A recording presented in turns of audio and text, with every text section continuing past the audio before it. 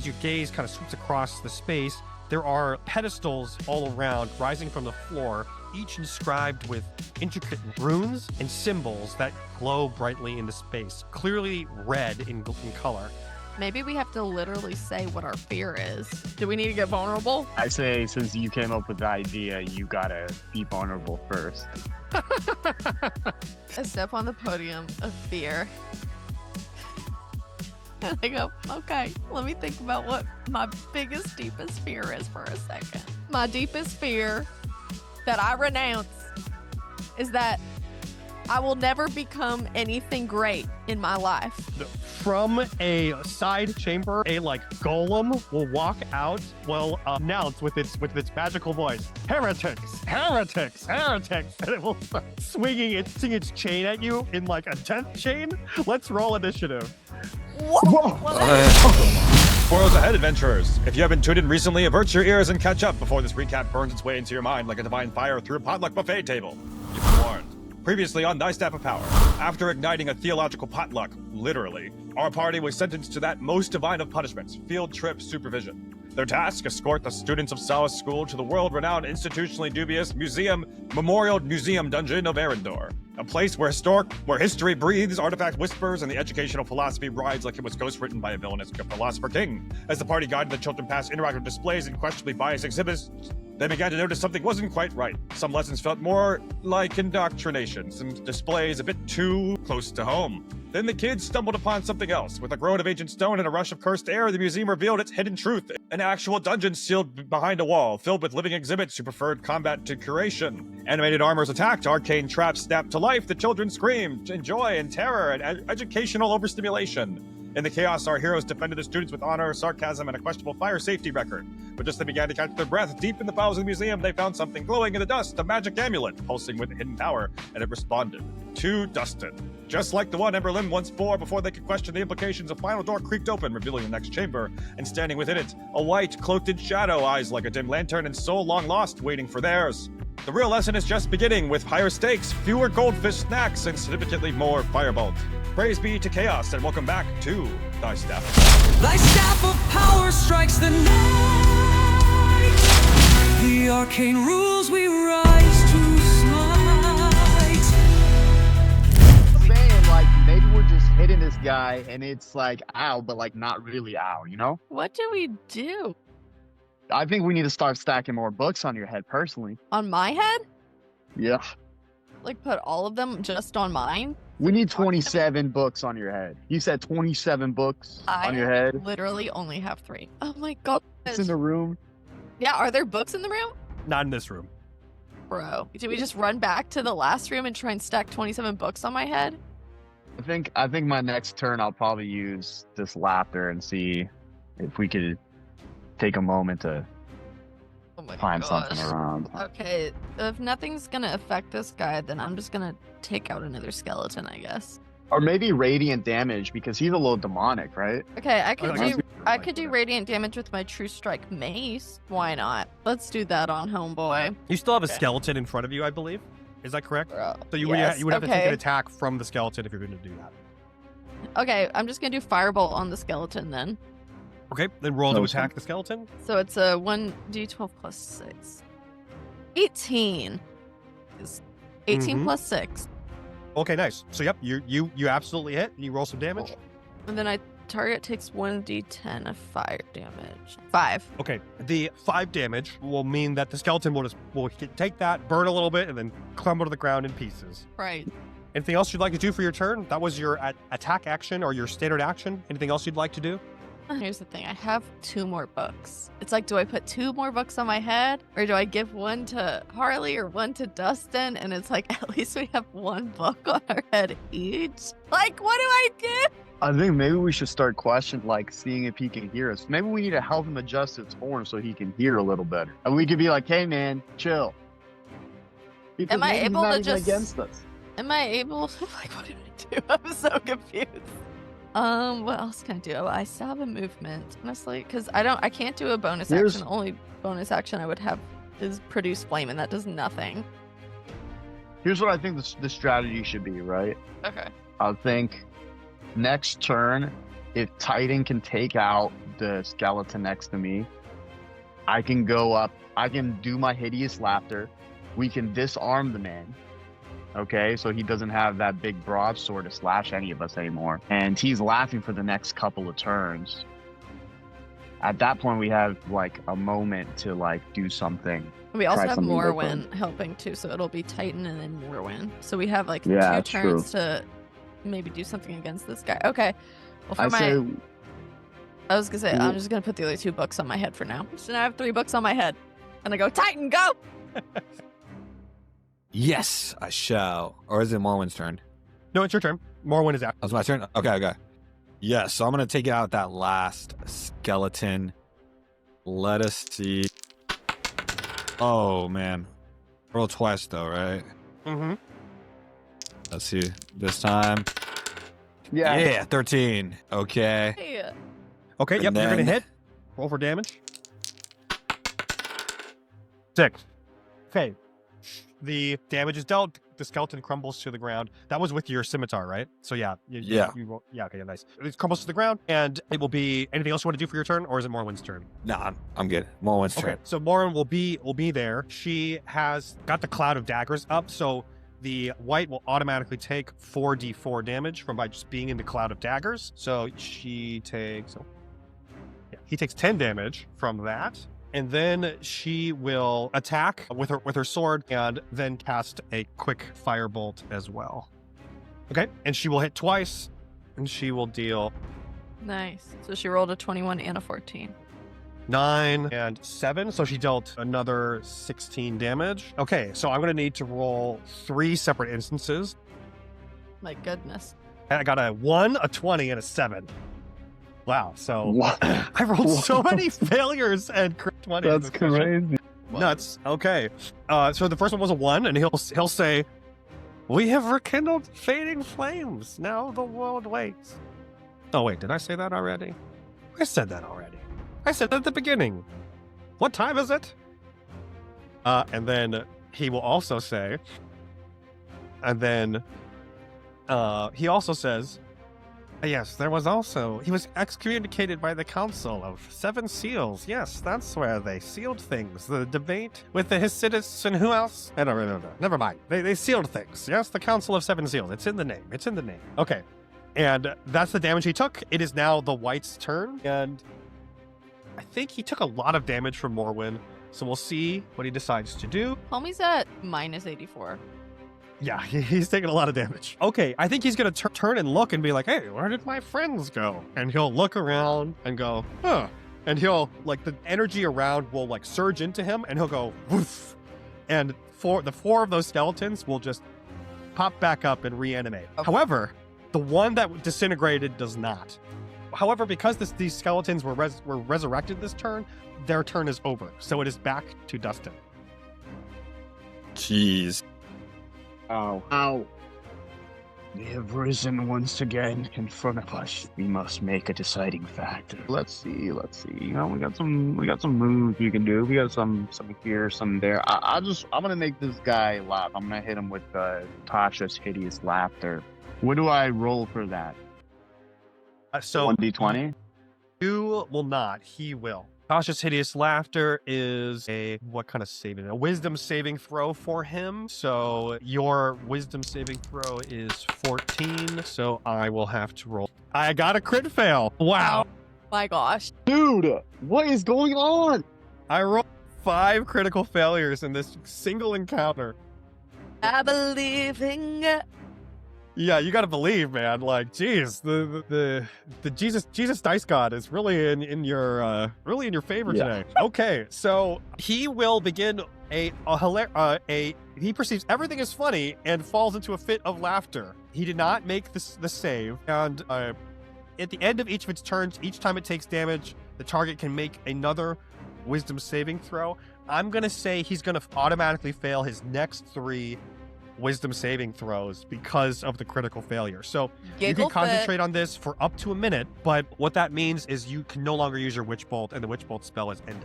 But he will not do this. In order to do this, for the record, also Moraine is going to step back so that he doesn't automatically take cloud dagger damage, so he could stay incapacitated. But just for the record, I'll say that for the sake of strategy and ease. But at least 3 extra turns of window of just him laughing, and we'll track that afterwards. But nice. So that's why that spell's great. He's just laughing and like the entire time. Yeah. Can I move to take his weapon from him? Yes, you can. In order to actually take it from him, that's going to be a different action, I think. But yes, you can move over there. Okay, cool. I'm gonna move over there. I'm going to say he's just laughing at Emberlyn with books on her head, and he's just going to laugh about burning books because your hair. No, holding it high. They're just roasting on the bottom of it. Okay, so that means it is Emberlyn's turn, though. So what would you like to do? What? I feel like I wasted. Do radiant damage. Try to radiant damage him. Okay, so I'll do true strike mace on him.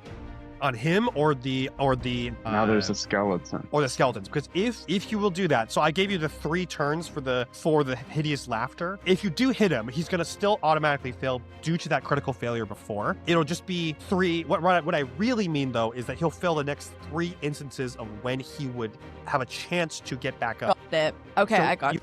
You can shorten it, but you also learn and deal damage if the radiant damage is. Yeah, I'll just do it on the skeleton then. Okay. I'll still do true strike mace or mace strike or whatever it is. Okay. On the skeleton. Go for it. Okay. So that is d6 plus 4 and then a plus 6, right? Attack bonus. It's my attack bonus. Yes. So basically 1d6 plus 10. Correct? So you're going to.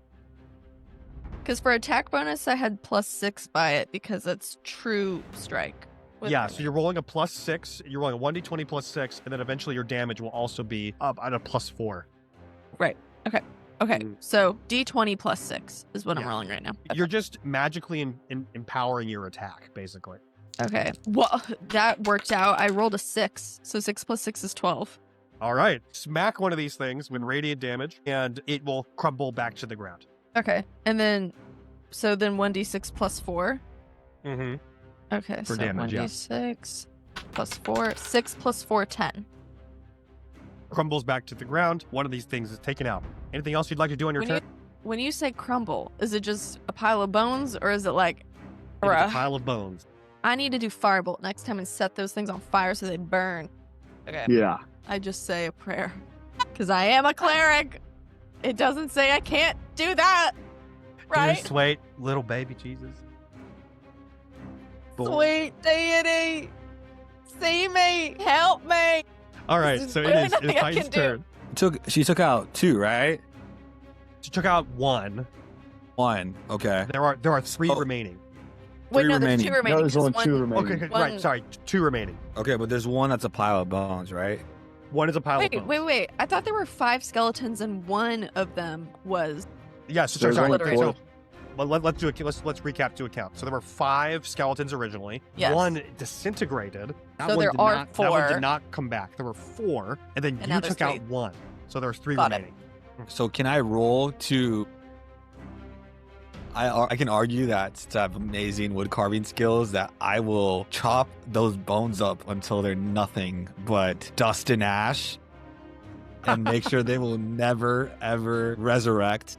Yeah, so you're gonna go over the pile of bones and mince them, Okay. basically. So I'm gonna go slash. Yeah. I won't even make you roll for that, but because that's fine. But for your turn, yes, you do that. You can mince them up and disintegrate them. You grinded them into a powder. That's crazy. I will allow that. Yeah. Yeah, Would you like that to be your turn? that will be my turn. Okay.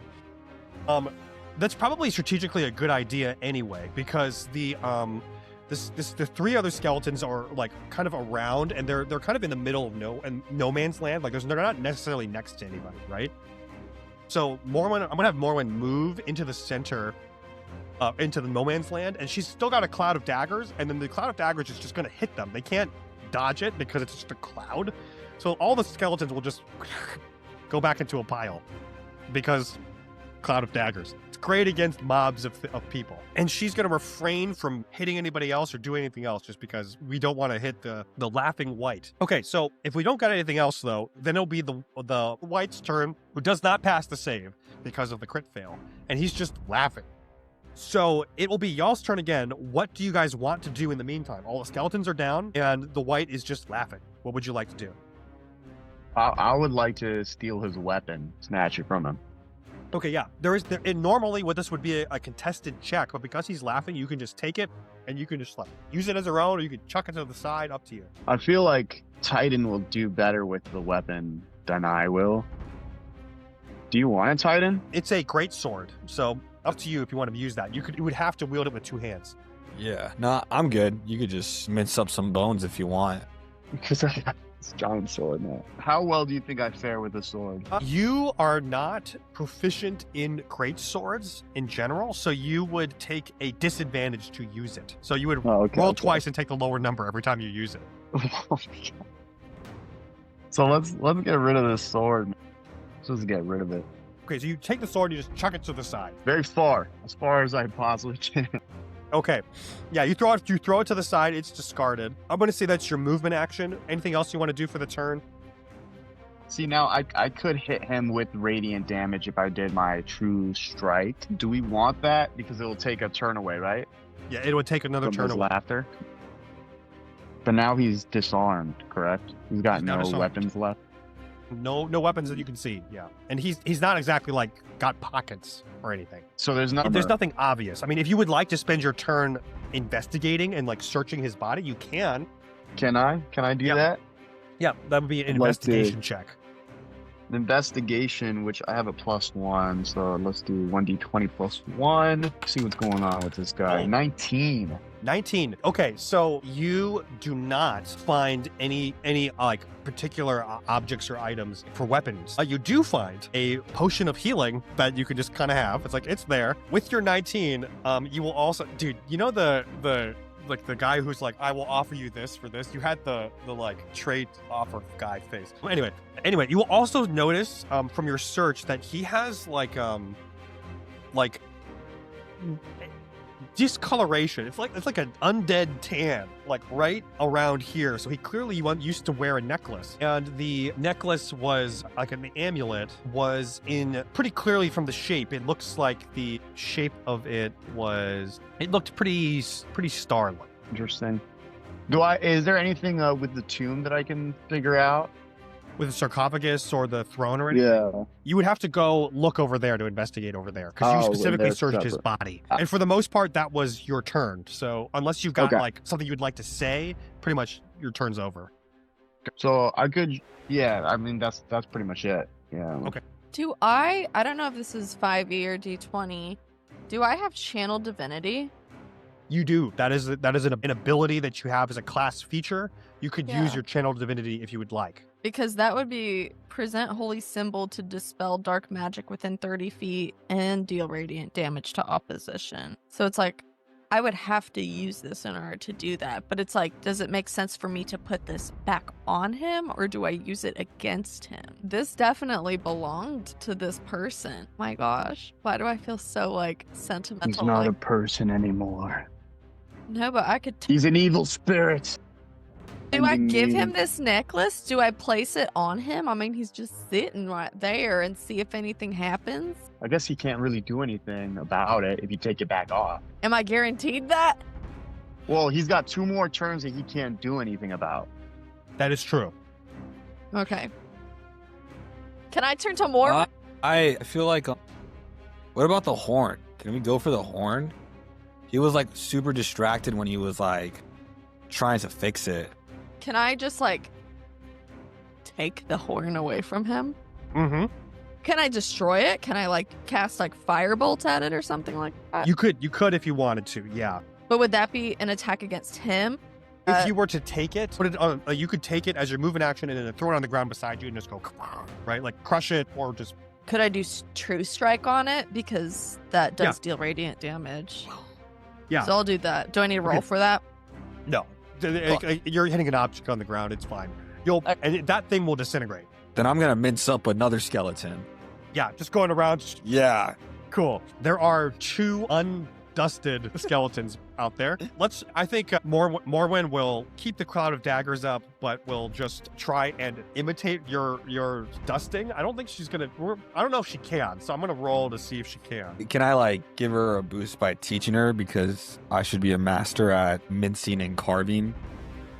Okay, well, she got a 5, so she did not get it right, but she did much better because of you, because she would have crit failed because I'm rolling crit fails today. So, she did not successfully do this, but it's okay. Okay, that means it's the guy's laughing guy's turn. He's just laughing. We've got one more free round or one more free instance of the save after this. It is Dustin's turn. What would we like to do? Goodness gracious. I would like to continue to investigate. Can I investigate the coffin? Okay. And we got a 10. Okay, so not a ton on this sarcophagus overall, but you can see some symbols on there, and this one in particular has a star on it, like on the symbology of the sarcophagus. Lots of star themes. Should I try to heal anyone? Does anyone need healing? Me, I have 9. Yeah. Can I do my healing hands on Emberlyn? I don't think you can move that far in the Oh, because she's round. full. But you have the 'cause you- healing potion. You do. You Oh, can I throw the do. healing potion, and she can just be healed by that, though. Yes. Well, so I'll do that. Just go for 2d4 plus 4 for Me. yourself. So 4. Yeah. 4. Nice. So 4 and 4 plus 4. 12. Why? I'm definitely back to 17 then. Great.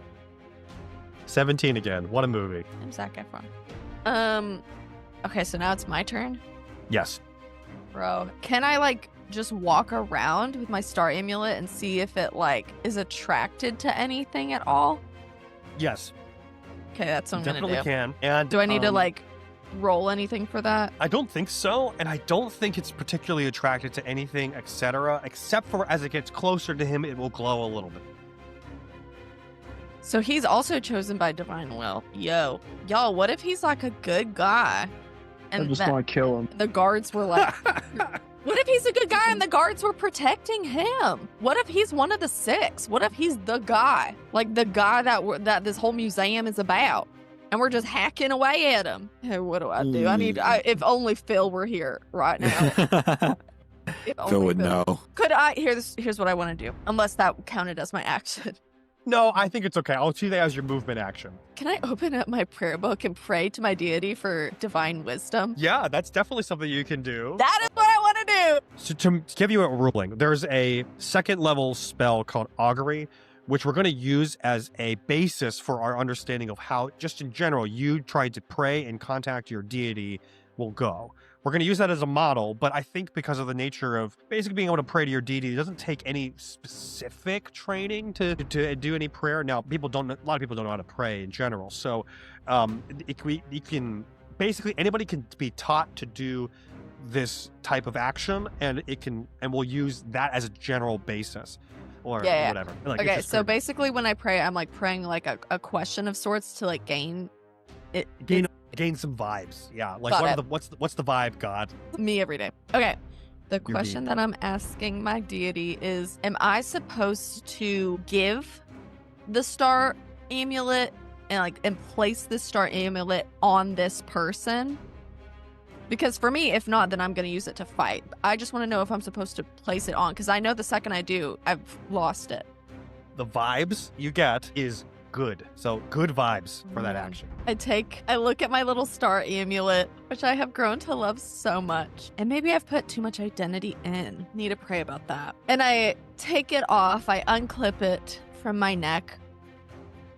And I say, deity, I trust you. And I trust that I'm still called. And I go up and I put it over the Wight's head so that it rests on him. And I just wait and see what happens.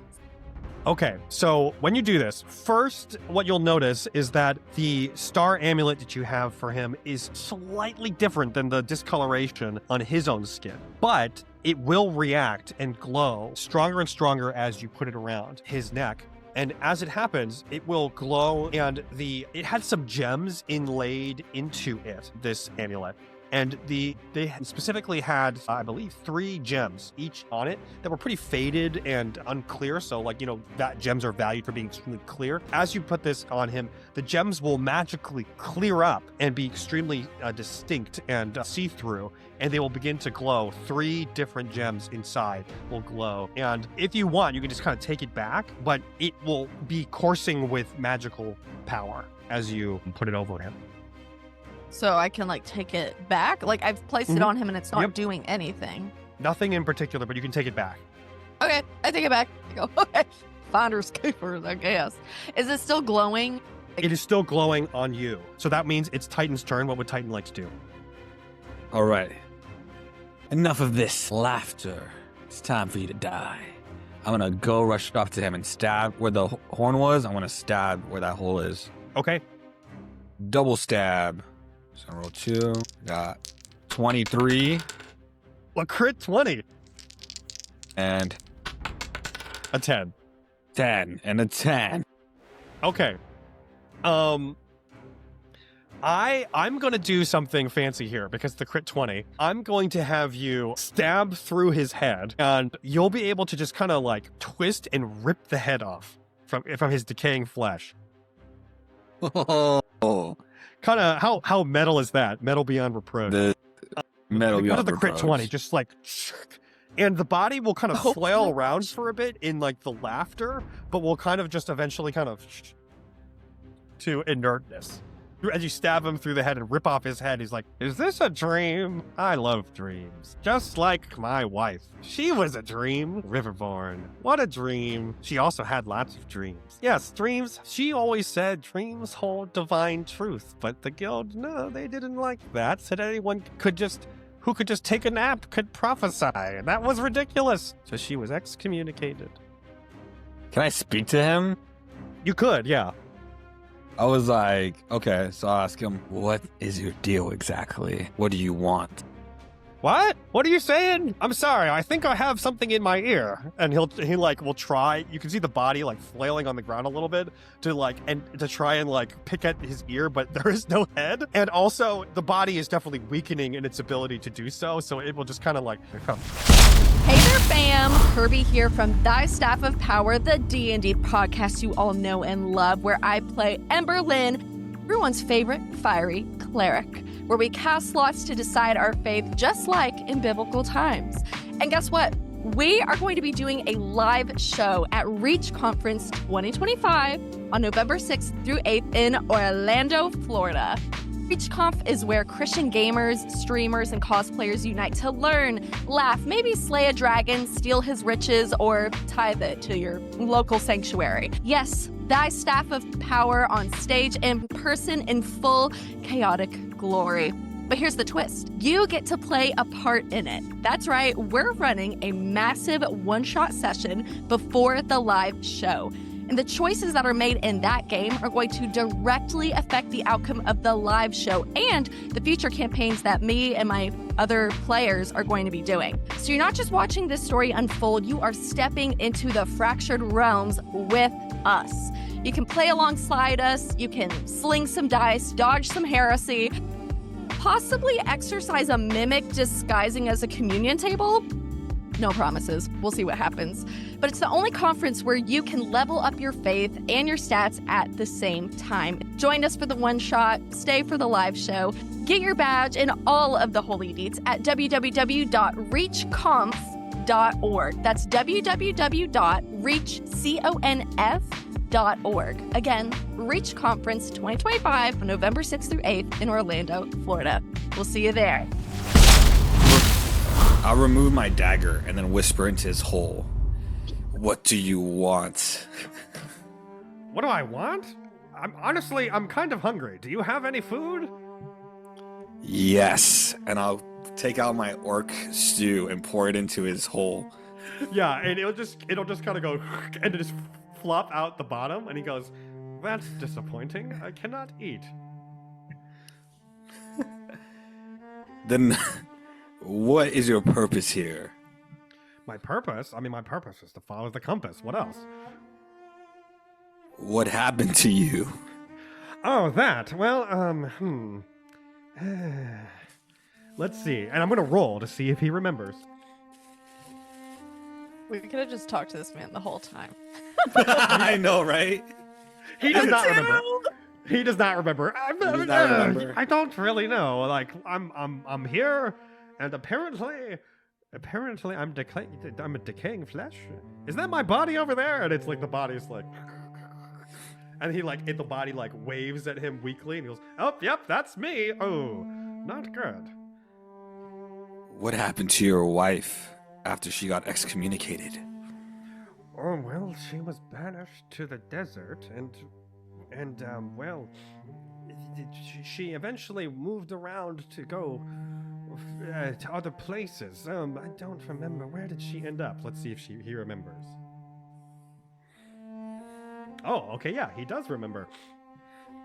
And he's 16. Like, I do remember. He was, well, she ended up in, what was it called? He ended up in Kalia's Reach, I believe. That's where she was. I'm from Kalia's Reach. What? What did you say? Hi there. So sorry that you got decapitated, but real quick, I'm from Kalia's Reach. Who is your wife? Oh, her name is Riverborn. Riverborn. Can you describe her? Like what she looks like, what she does?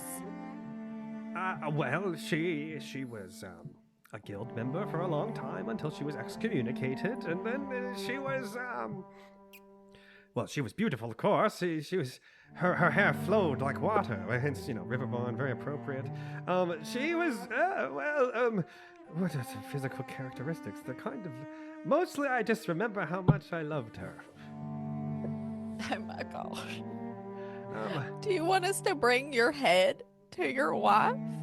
Well, that would be nice. I'm assuming, I would like to see her again, though I don't know. Maybe she'll be like me and all decayed. But then again, true love knows not an appearance. Wait, but how old are you? Like, what year do you think it is? Is it not the year 300? Dungeon Master, what year is it? It's like several centuries, a millennia past 300. This is I don't know the exact number. I'm gonna have to put an actual date on it at some point. But it's been like a couple centuries. Yeah, he basically said, "Is it the year 60 AD?" And the answer is no, it's not. It is not 60 AD. So it's not the 600s anymore. Do you know the lifespan of your wife's species, perhaps? Oh, if you thinking of not that, she would have survived for maybe 100 years. Probably why I don't know your wife. I'm so sorry. Right. So sorry. Well, I mean, even I, just, I don't last that long. I was going to die in another 20, 30 years anyway before I got sealed up here. So, us Drow, we don't live that long. Can you say that again? Did you have something to say, Titan? Who sealed you up? And he'll repeat, I'm a drow, like we lived underground, banished to the Underdark long time ago. Anyway, sealed us up. Oh, there was a group, what's their name? And he tries to remember. Let's see if he remembers. Nope, he does not remember. The one. He does not remember. I don't know. Some other part of the guild. They sealed us up here. So you're saying that the Adventurers Guild sealed you up here? Well, yes, of course. I mean, we were having a serious conflict at the time. Well, who were you having conflict with? Well, it was the people whose names, I can't remember, Forgive me. I'm apparently very old. Yeah, and you don't have a body either, so... That's true. Gosh, Who's to thank that, Who's to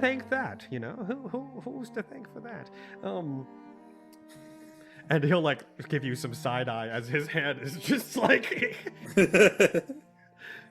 can't eat, probably can't sleep, Does Marwyn have any questions for him? Yeah, so she'll ask, are you perhaps one of the original... You mentioned while you were fighting some groups. You said Ordinists, Hasidists. I think Hesidist, I think. Do those ring any bell? Did I say that? He says, oh, yes, Hesidist. What is? Yes, that's right. So the people who sealed me up here, they were Ordinists, and I was a Hesidist. Yes, we did not agree very much at all. What does that even mean? Well, we believed in certain things. Let me see if I remember. And again, I'll roll to see if he remembers. Oh my gosh, let this be a 20. Oh, it's a 13, so yes, he remembers. And he will say, well, the Hesidists were more of, let's say, they believed that truth had to be kind of experienced to understand things, you know? Like, you can't just make absolute statements about things, and that's kind of how we rolled. But the Ordinists are more, they're more sticks in the mud. They believed that morality, it was like, and truth are all fixed, universal, can be applied to every situation without exceptions. There's no room for gray area whatsoever. So they were very, what's the word? Rigid about their applications of things. Yeah, I remember, I wrote a treatise for once and distributed it as you know, as a way to kind of encourage interesting discussion, and well, they burned it. Oh wow. They burned your books. They burned your writings. They really liked burning books. Yes, that was their thing, you know. Hey, what if I told you not much has changed? Really, there are people still burning books. Are Oh they a yeah, small literally in the group room or a next large door. group? I mean, the guild that we were visiting in the city that we're in, they took us to this museum, and it's literally on the other side of this. Like, you can go see it, and they made a bunch of children burn some books. Children are burning books. That doesn't seem right. Why would they do that? Children are meant to read books and learn. I agree. I have questions for the headless as well.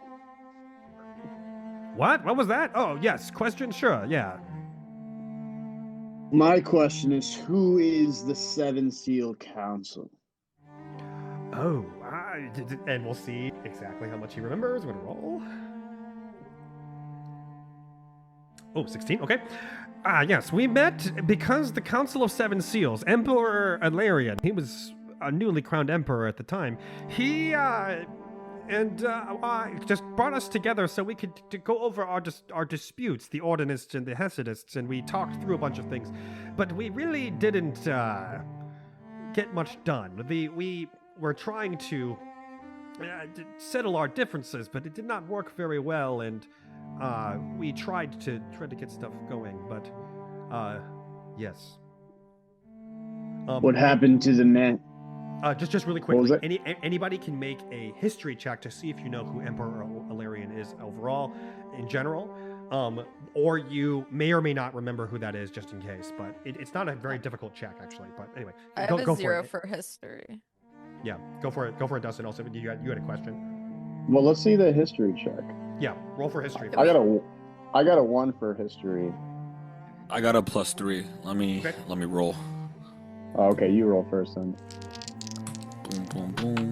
11. Yeah, 11 is plenty. So if you guys remember, just a couple episodes ago / last session, but a couple episodes ago, you were at the potluck. You were celebrating basically like Independence Day for, or like the founding day of the Gilded Dominion, the empire you're in right now.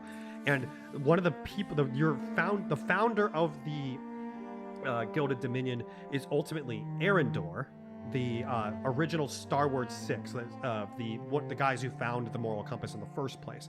However, the other person that you would celebrate on that day is the guy who takes the Gilded Dominion and makes it an empire as opposed to a kingdom. And that's following when the moral compass disappears. It's called the Cataclysm. The moral compass disappeared. He makes the Gilded Dominion an empire after the moral compass disappears.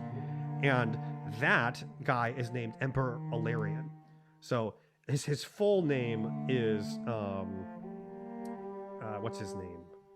Emperor Alarian Fendrix Sentinel is his full title name, and he's of the Gilded Dominion. So he basically he's saying, hey, at the very start, Emperor Alarian called a bunch of these guys together and had them try to settle their moral and ethical and philosophical disputes. They did not do so, and that was the Council of Seven Seals. So the golden compass, or sorry, the moral compass went missing, like right when this took place. The moral compass went missing, and then relatively shortly after, yes, they do this Council of Seven Seals, and they do this, yeah. Mm-hmm. Because people started debating at that point what is good and what is not, basically, and how do we follow the teachings of the moral compass, because the moral compass is no longer around. The Cataclysm, you would know, was at some part people fought over control of the compass in the first place, and that was called the War of Intentions, and people fought over the compass, and you don't know exactly what happened, but somehow the War of Intentions causes this giant cataclysm, and in the midst of the cataclysm, the compass is missing and goes missing, and as a part of the cataclysm, like the entire kingdom in the west was like destroyed, beyond like except for the very small chunk of it, and also an entire like nomadic people group was just wiped off the map. This was like a long time ago, though. Yeah. My last question, then. Do you want to go? Okay, my last question. What happened to the man with 27 books on his head? These were very heavy books, and he was not a strong man, so... Oh my goodness. I'm glad I only had 3 on my head. Were you present at the Seven Seal Council? Oh, of course, yes. I was one of the major speakers there. And what were you there to say? What did you talk about? Let's see if he remembers. Nope. I don't really remember. Do you know if that's what got you banished down here and sealed away? None of us were banished and excommunicated immediately after the Council of Seven Seals, but we eventually got there, and it was mostly from what we believed, yeah. You have a really bad memory. Let's see if this will help. And the horn that I cut off, I'll grab the horn and jam it right back into the hole. Didn't we disintegrate that horn with the fireball? I like crushed it. Oh, you did? Never mind. All right, I'll sprinkle the dust into his hole. Why do you have to say Leave that? his hole alone. It's his ear. His ear, I'm sorry. And I don't think that's going to help at all, but that's just going to be like, that is a very odd sensation. What are you ooh. Can I do something real quick? Yeah, of course. While I still have the chance, can I put my amulet over, place it on his forehead to see if anything happens? Yes, and it will glow, and it will have a similar effect. Let me copy and paste what that does for you now. Excellent. Power rising. Can I ask him, does this ring any bells for you? And I show him the amulet. There we go. I'm going to read this aloud for everybody as well who's listening. So this one's called Riverborn's Wayfinder. It is a luminous amulet shaped like the moon, carrying the whispers of the tides. The wearer has advantage on saving checks made to navigate survival checks in general, sail, or find hidden paths in dungeons. The wearer and their group, up to 6 creatures, cannot be surprised while traveling in dungeons through non-magical means and move through difficult terrain, water, mud, marshes without penalty. Once per long rest, the wearer may create a divine connection with other amulets and detect where the closest one is. This would not count for the record. It won't just point to, like, Emberlin's amulet. It will point to somewhere else. It's got enough logic for that. I gotta edit this to make sure it's a moon. Because Emberlin's is the one that is the star pointing to the east. Oh, mine's not pointing to true north. It is not 22 true north. Oh, But if you know where east is, you can always find north. fair enough. Okay, and he will like see you put the amulet to his head, and you also ask the question, what do these amulets mean anything to you? And he goes, oh yes, I mean these are both my fellow Hasidics. We all took amulets, and we all had amulets on ourselves. That one's Thamador's, and that one, and the one that Dustin says, oh, that one's my wife's. Lovely.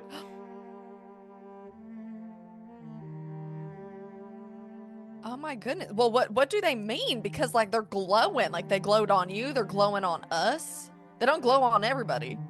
Oh, you guys don't have amulets that glow and attract normal properties of how that eventually kind of exude who you are from amulets and magical rings and items in general now? What happened? Back in my day, that was always what happened. And we walked both ways up to school uphill. It was very difficult. Oh man, you must have been really fit. I mean, that's probably why we couldn't kill you. Makes so much sense. That's true. It's true. What was that? You were trying to kill me? Why did you do that? Were you hitting me with something? You see, there was just a bit of confusion. You were yammering about. We were afraid. We thought maybe if we just like throw some magic your way, something will happen. Nothing happened. There was also some skeletons that you were surrounded by. You have any idea what that was about? Oh, that's right. They were around, right? They were my friends. I just was... where did they go? You know what? From dust we came, from dust we went. I second that. That's probably appropriate. Yeah, I mean, and they were just, buddies to hang out, like they weren't like anybody extremely important or anything. I mean, they didn't even have conversations. I just talked to them. Oh, well. Have we even introduced ourselves to you? We know your wife's name. What's your name? Oh, you might call me Harold. Harold. You got a last name, Harold? I mean, no, do people have last names? What is a last name? It's like the name that comes after your first name. Like we could call you like Harold the Head. Like that could literally be your last name because it's kind of like definitive who you are, where you belong to, all that stuff. Oh, like an extra title to make sure people know who you are. Right. So exactly. Like my last name is Wickflame because I'm married to a sensational world famous bard, Phil Wickflame. Oh. You wouldn't have heard of him because he's after your time, but now you have. So, no excuse. Makes sense. Well, to understand, yes. So my title was actually the Herald. I was Harold the Herald, because I was a good speaker. Oh wow! I really like wooed a people with steward. my words back in the day. Wow. How do we get out of here? Oh well. There would be a secret back entrance here that we could probably escape from, and he'll like indicate with his eyes like the direction you guys came from originally, which is collapsed and is no longer accessible. Plus, that's the way they got into the museum. But if that option is not good, then we can try to figure out how to get the magical seal out the door. How would we do that? Well, we will have to go see what kind of mechanism they had after they sealed me in here, because I was, like sealed away before I could ever see any of it. So, Were you alive when they sealed you in here to just be like gone? yeah, they were not really about the murdering kind, like that's still an evil thing. So they just kind of banished me and sealed me in here and had me rot away over time. And you got no recollection why they put you in here. It's not the greatest memory. Let's see. And I'm gonna roll to see if he remembers. No, crit fail. Oh, what is up with these ones? Man, I've got so many ones. Okay, no, not really. I mean, at some point, we disagreed a bunch, and things must have gotten more extreme or something. But yeah, no, we just disagreed. All right. I gotta be honest. I'm surprised that you're still kind of alive. And the fact that we literally decapitated you, you make way more sense now than you did when your head was on your shoulders. Well, you know, I just woke up when you guys came in, so I really wasn't very, I get a little cranky in the morning when I wake up, you know? You know what you need in the morning? Mara coffee. It always just like, what jolts us all awake. We're obsessed with it. You mean those little beans that people used to gather? Yes, we make it into a drink. Did y'all not do that? Amazing. No, I didn't. They were just too bitter. We didn't know what to do with those things. Oh my gosh, you just put like a little bit of milk in there, maybe even like some sweetener. It's just like pumpkin and spice to die for. I mean, you're already dead, so like to live for, I don't know. Interesting. Well, if I had taste buds and a neck, I would definitely appreciate that. Oh, well. How about that seal? How about that door? Okay, do you want to go check out the door?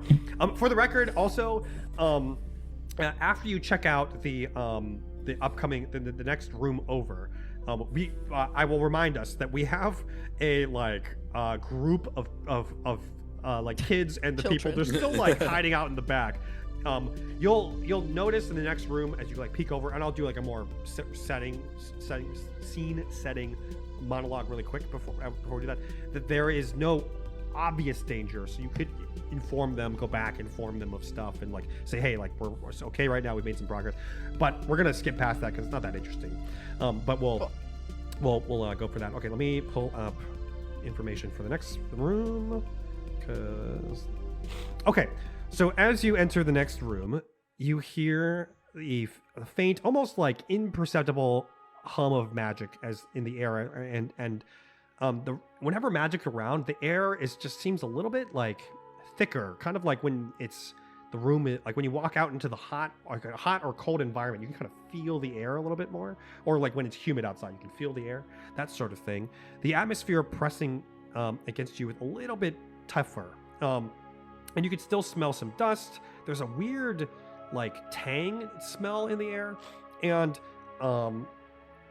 you can see that this room would normally be dark, but it's a pretty large room, but it's also actually somehow lit. And as your gaze kind of sweeps across the space, there are pedestals all around, rising from the floor, each inscribed with intricate runes and symbols that glow brightly in the space, clearly red in color, giving the whole space sort of an eerie red ambiance, a little creepy even. And the symbols are nothing like any language you know. Some of the letters have sweeping curves and sharp angles, while others look more like a arcane script, sharp and angular. As you search around, there does not appear to be a way forward at all, and as you turn the door, turn to like go back, if you wanted to go back the way you came, the door you entered through has actually vanished, swallowed into stone.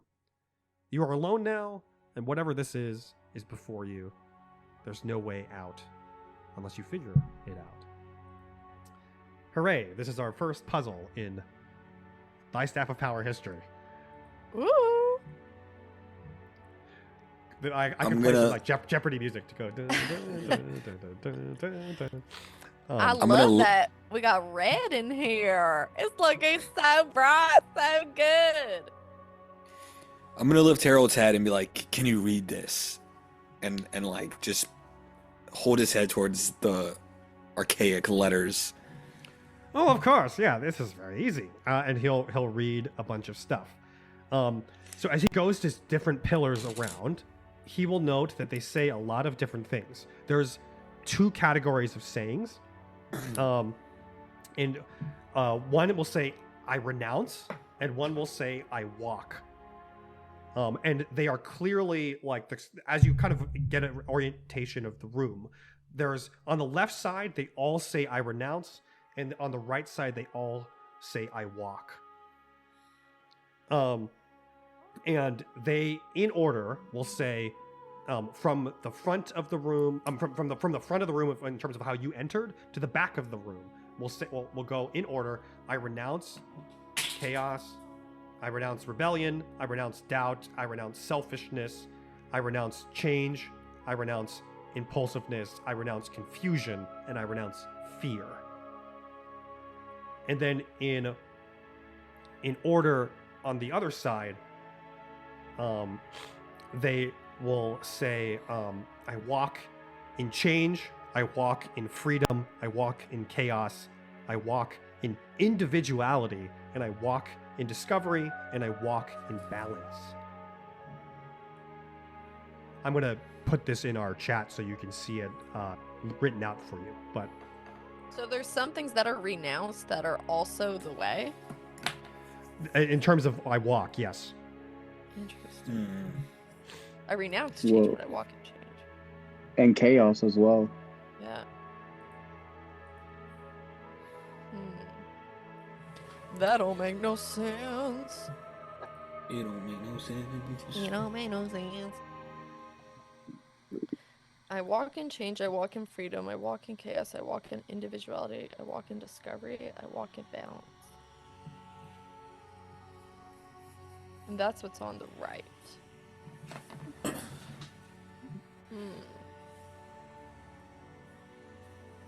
So it's musty in this room. And we have... Can we, like, use insight or anything? Well, I have dark vision, so is that helpful and useful, like, in this room that I'm in right now to, like, detect and see if there's anything that's, like, noticeable? Mm-hmm. So, in general, for us to mechanically understand how we can solve a puzzle, so this is our first one, right? Yeah. The NPCs, if they know something, I'm not going to just immediately say it unless you happen to ask a question. And if you happen to ask a question that's relevant to knowledge that they will have, they'll share the information. You could also ask them questions directly. I will probably not have them solve the puzzle for you in general. However, like the information that I laid out for you, you're in a room, these are the pedestals, everything else is kind of around. I've given you basic information. If you would ever like to investigate or do insight, investigate would be look around and search through things and see if you can find any random pieces of information that may not be obvious. If you want to investigate specific things that would help get more specific information potentially. The insight would be, can you understand bits and pieces of the puzzle? Basically trying to get like hints about stuff. But if you have specific insights, like, oh, I want to ask, like for like a puzzle, like a Sudoku puzzle, like you know, with all those numbers, because I'm trying to use an independent example. Like if you were like, oh, I used an insight check, you might notice, okay, these numbers are 8 will lead up to this number, so this one must be an 8, that one must be a 7. Because for Sudoku, it doesn't actually break the puzzle that you get a couple answers, right? Got it. Well, like for a riddle, I would say, hey, have you thought about the riddle this way, right, or something like that, depending on the insight. Mm-hmm. So you can interact with the room, see it, and with those types of checks, Morwyn and Harold the Head will just kind of hang out. Can I ask what the room is? You said it has pedestal and runes, and the runes are what, on the pedestals? They're inscribed on the pedestals themselves, yes. The runes? Mm-hmm. That's what this said, like these. Yeah, and those The runes words. and were written out in an ancient language you didn't On the understand, pedestals. but Harold was able to read all of those, yes. Cool. Do we Are- need to... Oh, Can the pedestals be moved around? Is there anything that's like can be moved? Yeah, so you can test that. We'll see. What was your question, Kirby? oh, I was going to ask something else, but I want to hear what you have to say first. Okay, so if you would like to test that, we can make like we can make strength checks to see if you can move them. Cool. Let's see. Let's do a strength check to see if I can move these. Just because I'm curious. Okay. What is my strength? Oh, I got a 0 on strength. Cool. I have Does plus anybody- 2. I could roll strength if you want What me about to. Harley? My strength due to is, where is that bad boy? It's a +4. So let's have Harley roll for a strength to see if you can move the pedestals. Do. This is also why the wizards and the warlocks need, and the clerics need the fighter. Just like, all right, push the object. Oh no! Oh Fuck. my! Jeez. I got a Oh. great one. Can I roll? Yeah, you can roll. Okay, I have plus We have 2. so many crit fails this session. Okay, let me roll my die. I had a 5 plus 2, so 7. Okay, yeah. As you guys push this stuff around, if it's possible to push these things around, y'all are not strong enough to do it. Okay. All right, I got a nat 20 though. What? Oh my goodness. Okay. And I So- had zero advantage. Zero That is strength. incredible. That is so funny. Okay, so I'm gonna say, I wasn't gonna let you normally push these things around, but I think it's totally fine. I'm gonna say that you find that there was like a little switch hidden in one of the pedestals, and you just kind of go, and you find the switch, and then you can just move it really easily, and you just like move them around. So you guys were trying to basically like drive a car in park, and you're just like the other two. Were just like, all you got to do is shift it into neutral. Cool. So they were meant to be moved then. Sure. Okay. I So wonder if we're see- supposed to stand on these pedestals. Because don't you like set something on a pedestal? Is there anything here? Can I like look around and see if there's anything lying around in the room that's just like a dormant object? Mm-hmm. That's easy to see that there was nothing obvious around that is like that at all. Yeah. Y'all, we're the only ones here. Maybe we need to stand on the pedestals. But there's too many Ooh. pedestals. We have like a pedestal for each room. Maybe we should all stand on our favorite one and see what happens. What about homegirl who's with us? Morwen, Yeah, Morwen. what would you like to ask her or have her do in theory? Can she do anything regarding magic? She could as an art. She could do Arcana checks to understand the magic of these things. She could do an investigation check of her own to see if we find more information. It's possible, but again, in a puzzle situation, I will take away some of her agency for the sake of the puzzle. So it's up to y'all to kind of dictate a little bit what she does. Well, I have a +3 Arcana. If I could do that and just see if there's any magic involved with it. Mm-hmm. If you want to roll that, you can. Yeah, I will. A 13 plus Arcana 3, so 16. I do want to ask if the person who created this puzzle was an ordinist or a Hasidist, because then we know their thought process, right? Because Hasidists believe truth has to be experienced, no absolutes, or an ordinist believes that morality is fixed, black and white thought process. So depending on that, I would say we reorder the I walk in and I renounce to either be one of those two schools of thought. Okay, so you can definitely sense magic in this room overall, and the magic is one, keeping the doors like melding into the stone. So there are no doors, but if you were to manipulate that, it could unmeld all of the doors to reveal them, and that they could be accessed and opened. That's one piece. Another is the what's it called?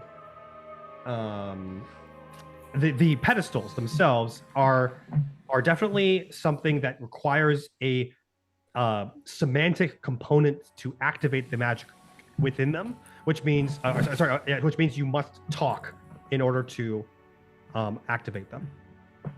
I have a feeling we're going to have to stand and literally renounce some of the things. Or, like, declare that we're walking in certain ways.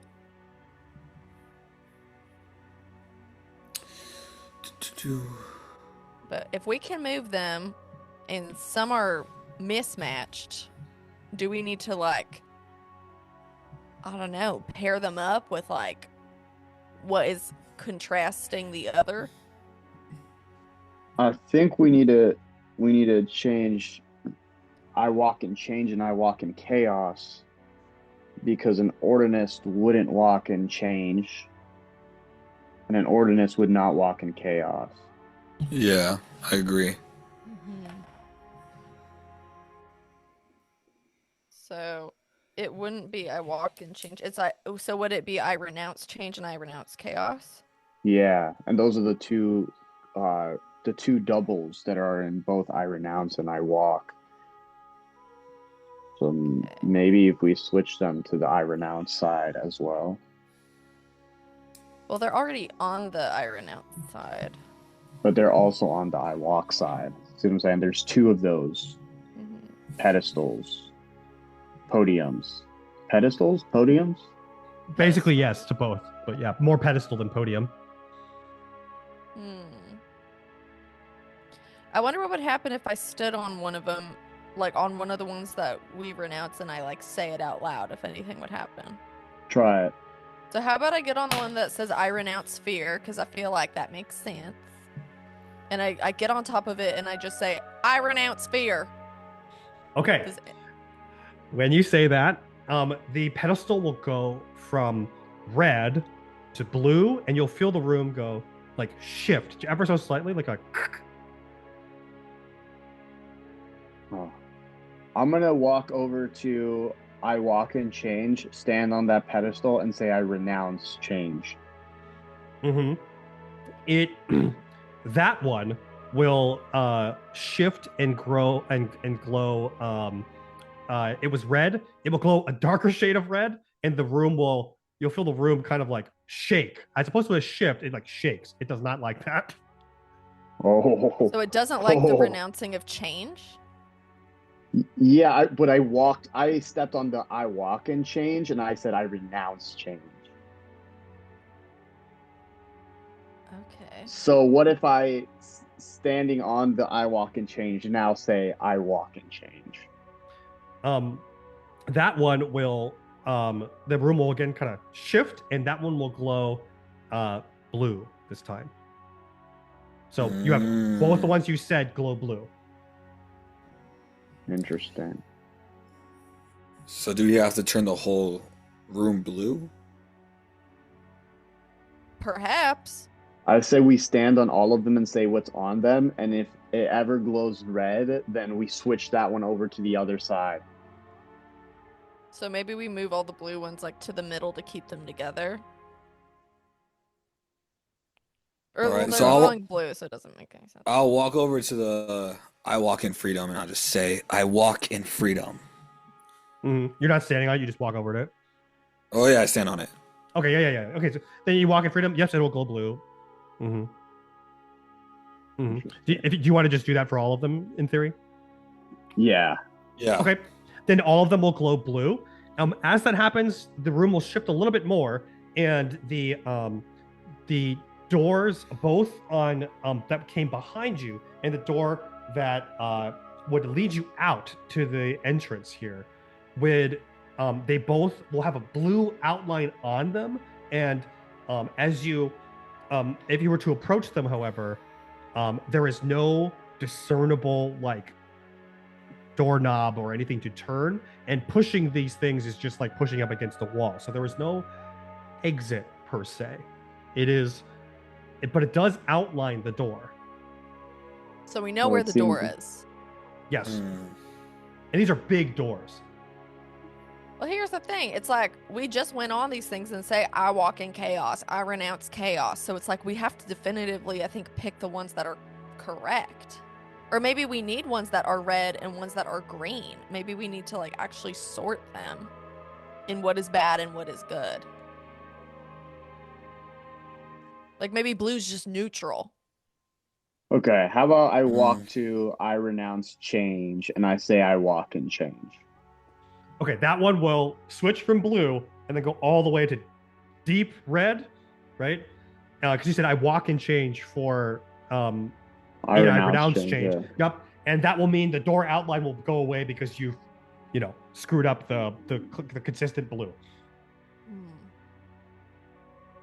Maybe it needs to be green. Maybe the door needs to be green, as in go. Probably. Yeah, that's what I was thinking. Because they were all red. The I only made them one all that... blue. Yeah. Maybe we have to literally say what our fear is. Or what we need freedom from. Do we need to get vulnerable? I say, since you came up with the idea, you gotta be vulnerable first. Oh, You have been chosen me. to be the first to be vulnerable. Me. Mention your deepest fear and renounce it. Okay, The path fine. will illuminate before us. I step on the podium of fear. And I go, okay. Let me think about what my biggest, deepest fear is for a second. My deepest fear that I renounce is that I will never become anything great in my life.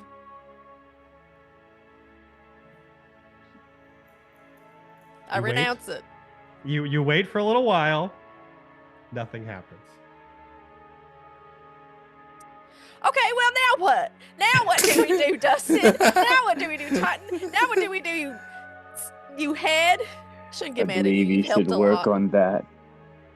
Yeah, You need to I'm work sorry. that out. That I need fear. forgiveness. I walk in forgiveness. I'm sorry, guys.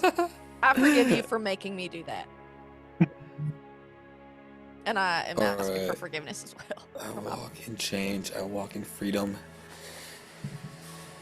Let's try to move some. We haven't tried moving them to either side of the room. Okay. We'll also undo the I renounce change. Yeah. And say I Okay. walk in change. Now you got the blue outlines of the doors. Yep, and everything's blue. Okay, so we're like good. Everything's blue right now. Mm-hmm. Yeah. Okay. So let's move them around. Hey, talking head, you got any advice for us? Like, did y'all play chess? Did y'all play card games? Did y'all play like any types of games growing up where like that resembled this room? Let's see. I'm gonna roll for him to see if he remembers. Because 11. Yep, he'll remember, and he'll say, "Okay, well, we had some teachings that were like this. It was a little confusing to me because these don't seem right based on the teachings. And he says, put my head up there, and like." You want to do that? Put his head up there. Yeah. Okay, and he'll say, "I renounce certainty and I walk in change." And as he does that, that pedestal will go green.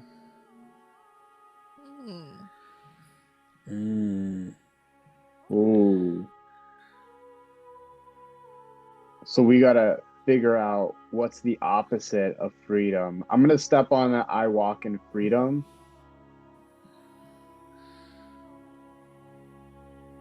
And say, wait, he said I walk in I renounce uncertainty and uncertainty. I walk in change. Yeah. Yes, that's what he said. So I'm gonna step on Can I step on the I walk in freedom one and say I renounce bondage and I walk in freedom? That will glow green as well. Okay, I step on the fear one and I say, I renounce fear and I walk in faith. Okay. That one will like shift a little bit, but will go back to being blue. Okay, I renounce fear and I walk in bravery. A little bit of it in the back. courage, maybe? It's one of these books that I got at Thesaurus. What the? Looking in my bag. I feel like the head knows. He knows. Mr. Harold. Mr. Harold, please reveal to us what the opposites might have been. Okay, let's see how much he remembers. Once again, because we've established his memory is not that great. Not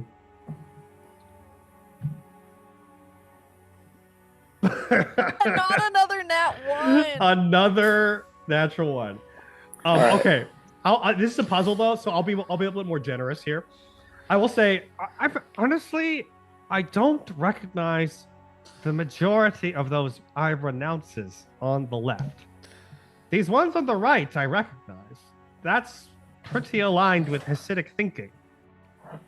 Freedom, change, chaos, individuality, discovery, balance. And the translation here of chaos isn't totally correct because it lacks the nuance in the original language of saying you are uncertain about life is too complicated to expect it to be consistent over time. You can't control everything. So like you could renounce control and you walk in chaos. That's probably it.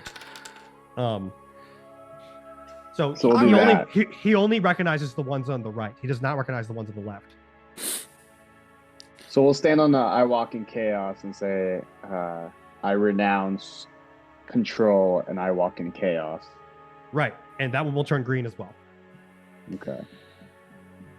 I'll get on the one of discovery and I'll say, I renounce closed-mindedness and I walk in discovery. That one also works. That is green. Okay.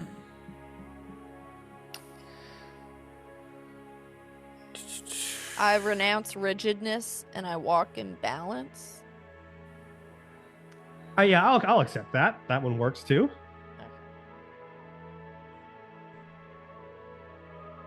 So we just have discovery left on the side and individuality. I renounce conformity and I walk in individuality. Okay, yes. So now that's good. So all of those on that side are green. And as that happens, it's green, and from a side chamber will emerge a green thing, and a like golem will walk out and will announce with its magical voice, heretics, heretics, heretics, and it will start swinging its sword at you. Sorry, it's swinging its chain at you in like a death chain. Let's roll initiative. Whoa. It's a What? Pokemon battle. Oh my gosh. I rolled a 15. Right. Okay. Wait, what's my Oh, I got a It's just 4. it's just your D20. We're D20 Just- plus your dexterity bonus. Yeah. Oh, plus dexterity. Okay. Oh, -1, so 14. Okay. So plus 4. This is absolutely insane. I got 13. Okay. And what did you What get? about Titan? Morwin? 4. A 4. Oh, Yeah. Morwin got a 3. Okay, so What about the head? he cannot fight. He has no body. Okay, he can cheer us on. Because somebody thought that was a good idea. Okay, so Titan, and it'll be Ember, Lynn, Dustin, Golem, Titan, Morwin. Wait, so I start? oh man. Yeah. Oh my goodness. I wasn't expecting this.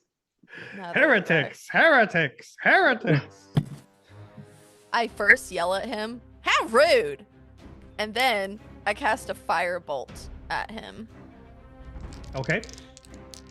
So, Roll for that. D20 plus 6. 18, or wait, no, 13. Wait. Yeah, 18. 18 plus 6. Okay. So 24.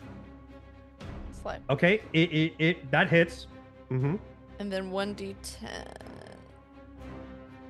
Right? 1d10? Mm-hmm. Yeah, 1d10. I rolled a 7. Okay, 7. That will deal 7 damage. It takes 7 damage, and you can tell that this will leave a singe mark on it, and it probably didn't do a ton of like. It didn't feel like like it's not like bloodied or anything, but it did that. You can tell, unlike fighting Herald the Herald, this like affected the golem. Okay. What is better on a golem, like piercing damage, or is it like force damage, like blunt force damage? Okay, that's a good question. From a mechanical standpoint, one of the reasons why Eldritch Blast is so good is force damage. No creature or thing in D&D is resistant or immune to force damage. So it's Gotcha. universally applicable. Nothing is generally weak to force damage either, but it's also it just always always works. it always works. Yeah. This thing, I'll just tell you, I can't tell you outright, but this thing is a like metallic stone-like golem Yeah, so would pierce through metallic stone, like, or will it just be ineffective towards it? That's the question. Mm-hmm. Okay. Well, it's my turn, right? Yes. Okay, so I'm gonna go for my true strike packed bow and do piercing damage just to see if it'll work. Okay. So that's a 1d20 plus my 6. 16. 16 will hit, and I'm not going to have you roll damage because it's going to do 0 damage. Okay, so don't pierce. All right. Yep, it'll just plink off. All right, cool. Gotcha. Okay, the golem is here, and it's got a massive chain and still screaming He's heretics mad. like an alarm, and it will He's upset. swing the chain at everybody. This is the situation where this is not a regular attack. This is a slow sweeping chain that will like kind of randomly crisscross between these pillars in various ways. So it's a dexterity saving throw to try to leap and time yourself to jump over this chain. So we all run. So 1d20 plus your dexterity? Plus your dexterity bonus, saving bonus, which is slightly different. Wait, what's mine? Is mine So minus 1? if you're not proficient in dexterity saves, it's probably just your bonus. But some characters have specific bonuses to their dexterity saves. Okay. I have to dexterity save. That's different. So my saving throw, I think it's -1. Is -1 for Emberlyn. Okay. It's +3 for Titan, and it's +4 for Dustin. Oh, okay. Mine okay. is- So With the -1, -13. 13. minus 21. Minus 16. Okay. So 16 and 21 are enough. A 13 is not enough. So Yeah. we're gonna roll. Curbs, no. How much health do you have left? We restored it, so I'm at 17. All right. You took 7 damage. I need to climb up this wall again. I wish I had that potion. So I'm at All right. 10. The golem will like bring the chain back and still swing it. And again, like an alarm, heretics, heretics, heretics. Goodness gracious. Whose turn is it? It's Titan's Uh, turn. Now it's Titan's turn. All right. Well, then I can't hurt it if it's like metallic. If I have a sword. In theory, with your swords, you may not be able to damage it through conventional means. That's possible. You know that piercing damage does not work. Okay. Your well, then I'm swords gonna are not piercing; they're slashing. Yeah. Okay. Probably not gonna work. Then I'm gonna try to disarm it. Mm-hmm. All right. So I'll use my intricate blade skills to see if, as he swings the chain, I can use the sword to wrap the chain around it and then pull it away from him. Okay. We're going to have you do. This is going to be a contested check, right? Okay. So I'm going to need a strength check, and we're going to roll Okay. contested strength checks against each other. So roll your strength check. My strength check. It is +2. Come on, bro. 7. 7. You got a 19, so nope. Not this little ugly guy doing this to us. This ugly little guy. Ugly little, instead of healing word, You're like. I just talk Spoke smack. death over it. I don't know if me as a cleric can do that. Okay. Alright. So that was Titan's turn in terms of attacking. You still move or do a bonus action if you'd like. Wait, can I do tactical mind since I failed?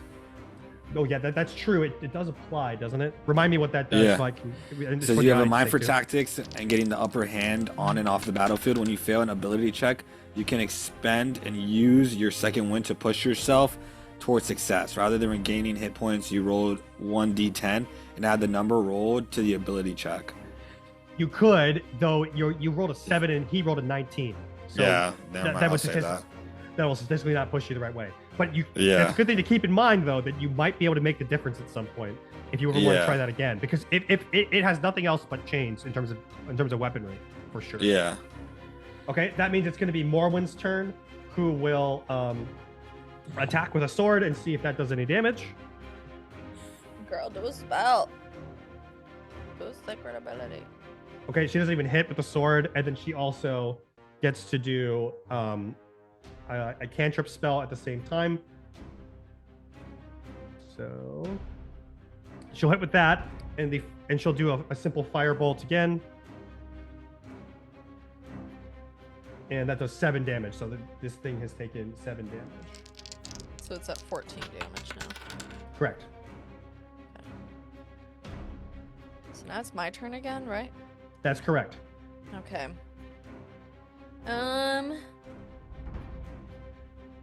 So piercing doesn't work, and if I did my mace, that wouldn't work either because of its. I feel like fire is the best because it has like a metal body. Is your mace piercing damage? That'd be bludgeoning damage. Bludgeoning damage is separate. Oh, that's that might different. be a good thing to try. Yeah. Okay, I'm gonna do true strike mace then. Go for it. Try that. Okay, so that's just That's just D20, not adding anything, right? Wait, D20, 1d20 plus your 6. bonus. Yeah. Plus Mhm. 6. Okay. So 2 plus 6 is 8. Okay. Unfortunately, not enough to hit this thing. No. Can for my movement, can I jump onto one of the pedestals so I'm not on the floor, or can I like move away from his like thing? I'm gonna do that. Undo the walk-in. Say like, I walk and change or something. Which pedestal did you jump on for the sake of fun? Yeah. For the sake of fun, I jump onto. Let me pull them up. I jump onto. I renounce chaos. Okay. You jump onto the I renounce chaos pedestal and you should try and avoid stuff. Yeah. Yes. Okay. It is then Dustin's turn. So we gotta do the Eldritch Blast. We'll do some damage. And I got 12. How are we looking? 12 does not hit. Okay. Can I jump on a pedestal? Yep. Which pedestal do you want to This jump on? time, I want to jump on one of the green pedestals, so I'm going to jump on I walk and change, and I'm going to say I walk and change. Okay. And it will just continue. It will go a little extra green. Sorry. Those things shifted to deep red. That's correct. Actually. Yeah. So it will shift from deep red to blue, and this thing will immediately go heretics and power down. Okay. So he powers down as soon as I changed the green one to the red to blue. Once you kind of like reset the puzzle a bit. Yeah. Okay. That was dangerous. Can we like destroy this thing? So if we do something, it doesn't come back to life? I'll take its chain and I'll wrap him in it and tie him up. Nice. Let's just do a quick strength check to make sure you can do that like well. But otherwise, yeah, I'm down for that. All right. Boom, boom. Oh my gosh, 9. Jeez. 9. What is going on today with us? Okay, I think what will happen is you're gonna need help to get this all done. So a bunch of you will get together and you'll tie it up, etc. The herald will say, yeah, in retrospect, trying to solve the puzzle with what I agree with is probably not a good idea. So like, I jump on the one that says I renounce doubt, and I go, I renounce doubt, and I walk in certainty. And that one will glow green. Oh, brother. Wait, weren't the other ones glowing green? That's why we were in trouble. Yeah, but maybe these ones need to glow green. Maybe instead of the I walks, we need to be in the I renounces. Confusion has landed. We just gotta try something. Let's do it. Let's do it. All right, I'll jump on. I renounce chaos, and I walk in peace. In peace. Okay. That one will initially go blue, and then it will go deep red. But this Ooh. is more for the sake of humor, because the golem will go heretics for like a little while, but it will just be tied up and it will just kind of out there on the side. Can't do anything. What was the opposite of chaos? It was how did he describe it? You guys have said the phrase already. You Yeah, specifically we said actually did. Yeah. you specifically he said control. Oh, control. That's what it was. I knew it was. Okay. So we stand on. Yeah. No, I'll try to do it, but I say I renounce chaos. I walk in control. Yes. Okay. So that one will go green. I renounce selfishness and I walk in selflessness. Mm-hmm. That will go green. I'm gonna bold these.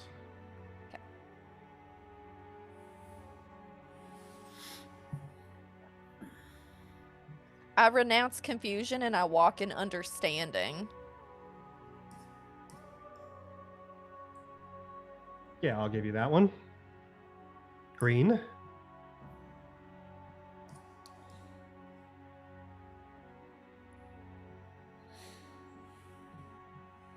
I renounce fear. I walk in joy. That one will go red. So nope. Oh. Heretics. I renounce fear and I walk in confidence. Nope. Heretics. What's the opposite of fear? I renounce fear and I walk in courage. Also red. Nope. Damn. Heretics. I renounce fear. I walk in fearlessness. Nope. Heretics. Kirby, you already said faith, right? Yes. She did, which for the record, I think is a great answer, but not this one. I'm looking for more specific types of answers, because this is not just like, I will say out loud. For me, D&D puzzles are usually much more lenient with answers, because I want to be more the spirit of everything we're going for. But these are two semi-religious, philosophical orders of thought, and none of those line up with the thinking of the ordinists. So therefore I cannot accept those answers. If like for example, confusion, I renounce confusion. You said like you understanding. The phrase I had was clarity, but the understanding, clarity, same basic principle. It's the same thing. Yeah. Yeah. So Can I was try Mhm. I renounce impulsiveness. I walk in contemplation or meditation. Contemplation, I would accept.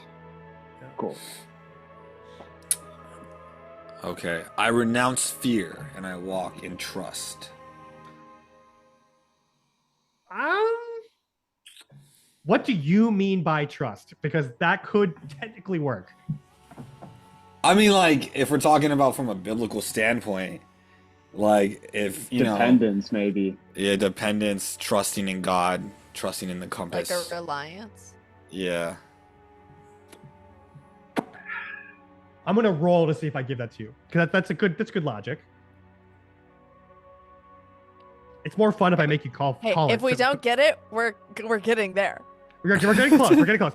I'm gonna make you call it. Is it a high or low roll? Jeez. Think Okay. about our odds this entire time. Look, man, it's all about the most high, so I'm going high. Oh my gosh. It is high. Let's go, Jesus. Okay. Okay, I'm gonna give you that. Can we do I renounce rebellion, I walk in order? Okay. Let me look. Also, for the record, I was looking for I renounce fear, I walk in steadfastness. Oh, steadfastness. That's so specific. And you said I would have also accepted, like perseverance or like that sort of idea. Yeah. I got you. Okay, you said Aaron, you / Dustin, I renounce rebellion, I walk in what? Order. Order? No, that will not work. I renounce rebellion and I walk in submission. I will give you that one. Yeah. Let's go. Last one. I renounce change. What was? We already said it. The head said it. Head. Harold. What did you say last time? Harold. I renounced, my side is renouncing certainty to walk in change. I renounce change to walk in certainty. We've already said the certainty with the doubt, though. Oh. So the ordinance must say something different. We must view change completely differently. Well, which makes sense. We were at each other's throats, and I'm sealed away because of it. I renounce change and walk in uniformity. Uniformity? Like it's just like it's like the same. Like it's uniform. Okay, I would accept that, and all of them are going to go green. With that, the golem will get up and just kind of walk back into its spot and go back into the wall. This wall will be sealed up. The chain will kind of go back into its hand, and the doors will open to both the exit for this dungeon as well as back so you can go rescue and all of the kids and the other people in your path group. Hey, congratulations! You solved the very first puzzle. Oh, jeez. Woo! Excellent.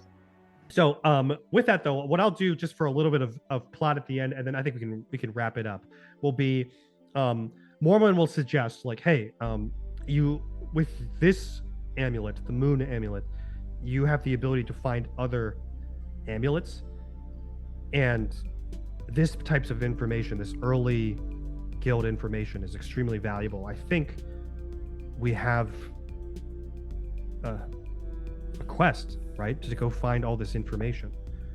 And correct me if I'm wrong, Emberlyn, you said that at one point that you had a vision when you first picked this amulet up. Is that right? I did, yes. When I picked it up, I specifically heard the words, "Go beyond, rekindle the fading flames, the world waits."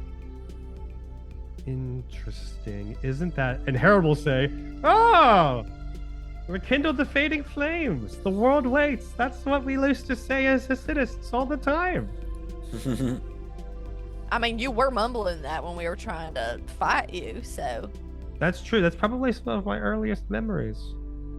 What does the voice sound like? Was it feminine, masculine?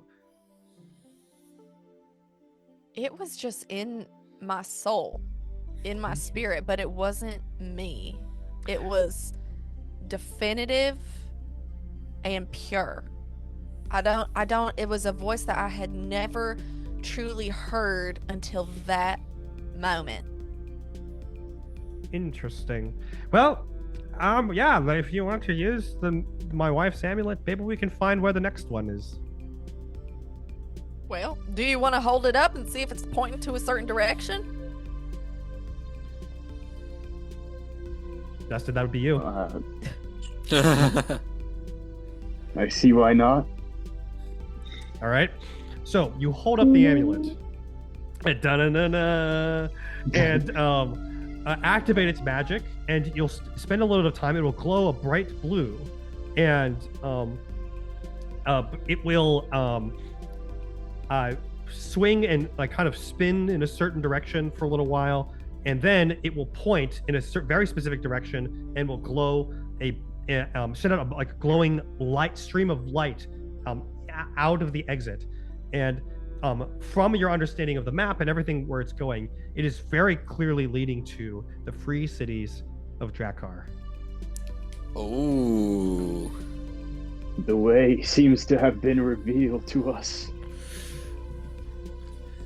Well, I gotta write Phil a note. Let him know I'm gonna be gone a little longer. And with that, okay, go for it. Go for it, Titan. I have plenty of orc stew if we get hungry along the way. Good thing I got my amulet. I'm not that hungry. And with that, I will say we can wrap that session up right there. Wow. So much action. Oh my gosh. Okay. Bedtime. Bedtime for real. Aaron got me a coffee before, and I was like, I need another one. I didn't expect I didn't plan for our encounter with Harold the Herald to be so puzzly for y'all, but I'm glad it worked out, and I'm glad we were able to solve the puzzle, got to get things done. As customary for what we were doing, I would love to just share like what was a moment that you really appreciated from somebody else, or a favorite moment from the session, and then we'll wrap it up. Oh man.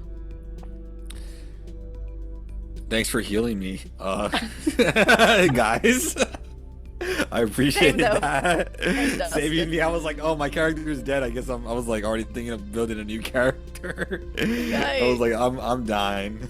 Oh, I would have ran over and done, what is it? Cure wounds, or like laying on of hands or whatever, where it's like if someone's at 0, then I can like help bring them back. spare Okay. their life or Right, something like that. Right. Oh man. I really liked how thoughtful this was, Kyle. I thought that especially just like the battle and the puzzle, like I feel like it's like we're building the momentum now of like, wait, like this is becoming like a way bigger thing for our characters.